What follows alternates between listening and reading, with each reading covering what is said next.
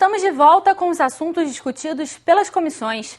O efetivo policial será aumentado nas praias e ruas da Zona Sul do Rio para conter a onda de arrastões e assaltos. A Comissão de Segurança da Alerj vai realizar no mês que vem uma nova audiência para apurar se as ações policiais estão dando certo. Métodos para controle dos arrastões na Zona Sul do Rio foram debatidos por representantes de secretarias do Estado e sociedade civil.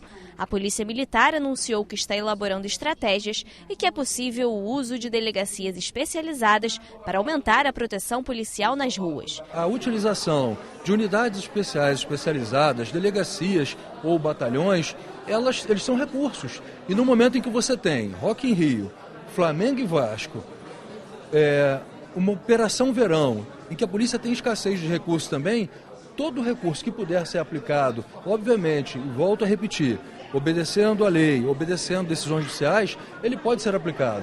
Eles têm treinamento e têm uma formação capacitada. Não estou dizendo com isso que vão atuar, mas se forem escalados para atuar, não é nenhum absurdo. A Polícia Civil já sabe a origem dos jovens que vêm praticando os arrastões. Uma investigação que já dura 6 meses identificou que existem articuladores destes arrastões na área da Vila Cruzeiro, na Penha. Houve sim pessoas envolvidas de forma articulada na realização de arrastões que aconteceram na nossa cidade. Parte desse grupo já está presa, uma operação foi deflagrada em função dessa investigação que vem de 6 meses, chama-se Operação Esparta. No dia de hoje foram realizadas ações para cumprir 42 mandados de prisão obtidos dentro dessa investigação, 27 até o início dessa audiência já estavam cumpridos. Apesar das ações policiais pela cidade, a Polícia Militar defende que haja um trabalho em conjunto com outras secretarias para que sejam criadas políticas públicas que identifiquem o perfil dos jovens que cometem os crimes. A gente está querendo que a polícia ostensiva dê conta da prevenção de um modo geral. Um delito como o arrastão precisa ser compreendido. Prevenir um delito como o arrastão, a gente não previne apenas com polícia ostensiva. Né? Então, acho que a primeira questão que eu acho que a gente precisa ter muita clareza é do papel de cada um dessas categorias. A decisão que o nosso comandante tomou e a Secretaria de Segurança, a decisão foi antecipar o policiamento de verão. Também foram discutidas na reunião as formas de abordagem de adolescentes nos ônibus em direção à Zona Sul. Uma ação movida pela Defensoria Pública fez a Justiça do Rio proibir que policiais apreendessem menores sem flagrante. Antes, em uma blitz, os PMs retiravam de ônibus que iam para as praias os jovens considerados suspeitos.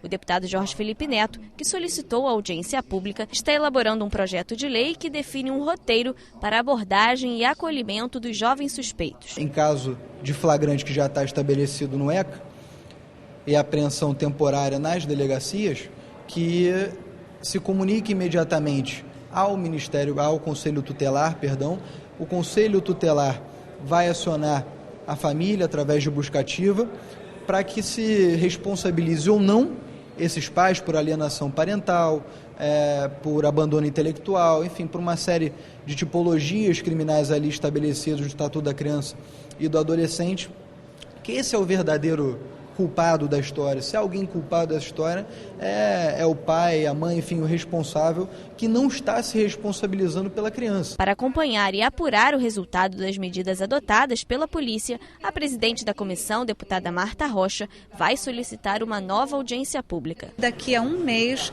nós retomamos uma nova audiência para exatamente acompanhar o resultado das ações que serão adotadas pelos órgãos que vão estar diretamente impactados com a questão da praia, com a questão dos arrastões. As comissões de Educação e do Cumpra-se da Alerj vão acompanhar o funcionamento dos conselhos das escolas do Estado. O objetivo é garantir que os conselhos não se tornem burocráticos, mas que discutam assuntos de interesse da comunidade escolar. A lei que criou os Conselhos Estaduais de Ensino é de 1997, mas só em 2014 foi iniciado um projeto piloto com 144 escolas. Hoje, Todas as escolas da Secretaria Estadual de Educação e da FAETEC estão com os conselhos implantados, mas os desafios continuam. O grande desafio agora é o de fortalecimento, né? É que esses conselheiros compreendam toda a responsabilidade do seu papel, que se apropriem dos processos da escola, porque o que observamos muitas vezes é que os pais e os próprios alunos têm muita vontade de mudar, de construir uma escola melhor, mas eles desconhecem as possibilidades, as oportunidades, os recursos que as escolas recebem. Outra questão que foi levantada na reunião pelo Ministério Público é a inclusão nos conselhos dos alunos de unidades escolares de privação de liberdade. Para essas escolas, a SEDUC não fez a previsão da participação no conselho escolar dos estudantes ou dos seus responsáveis, quando esses estudantes também forem ainda menores de idade. É importante que a gente dê essa oportunidade e estimule até esse estudante a ter voz ativa nesse conselho escolar, sim. A superintendente Ana Valéria disse que a Secretaria de Educação vai iniciar encontros entre a administração penitenciária, o DEGASE e a Secretaria para definir estratégias para a participação dos alunos. Nós já estamos iniciando agora nesse mês de outubro esse movimento para a construção e definição dessas estratégias de participação desses alunos nos conselhos de suas unidades. Para o presidente da comissão do Cúmplice, os conselhos não podem ser burocráticos, mas têm que discutir temas que influenciam a vida dos alunos e professores. Eles têm que decidir temas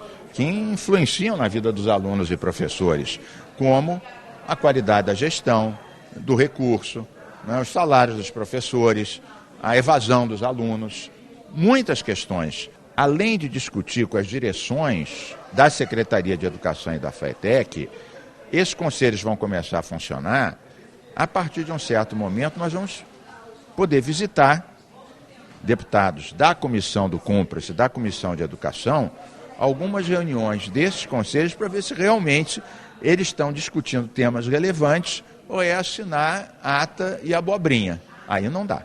A Comissão de Trabalho da Alerj vai criar um grupo de discussão para propor políticas públicas para os prestadores de serviço de fisioterapia domiciliar no Estado. Hoje não existe legislação que garanta os direitos desses profissionais. O coordenador do sindicato disse que a prática de terceirização no mercado da fisioterapia domiciliar é quase escrava. Hoje, uma operadora de saúde contrata uma terceira empresa de serviço domiciliar, que por sua vez contrata uma quarta para a prestação do serviço. Essa empresa contrata o profissional de forma completamente irregular na maioria dos casos. Não há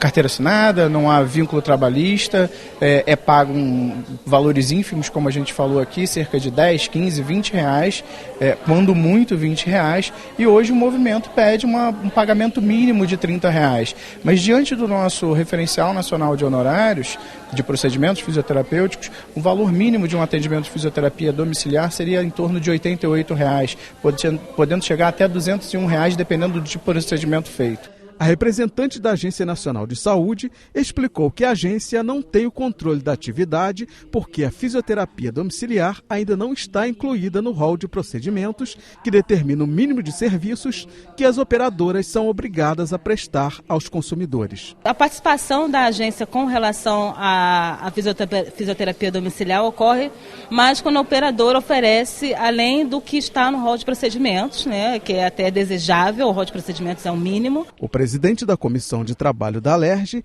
quer criar regras para a prestação do serviço. Vamos ter uma reunião de trabalho para que eles tragam um anteprojeto e a gente possa discutir de modo a criar determinadas regras para o funcionamento no estado do Rio de Janeiro. Mas vamos também apresentar um projeto criando uma política pública para a prestação desse serviço. A seguir, os assuntos discutidos pelas comissões parlamentares de inquérito. Voltamos já.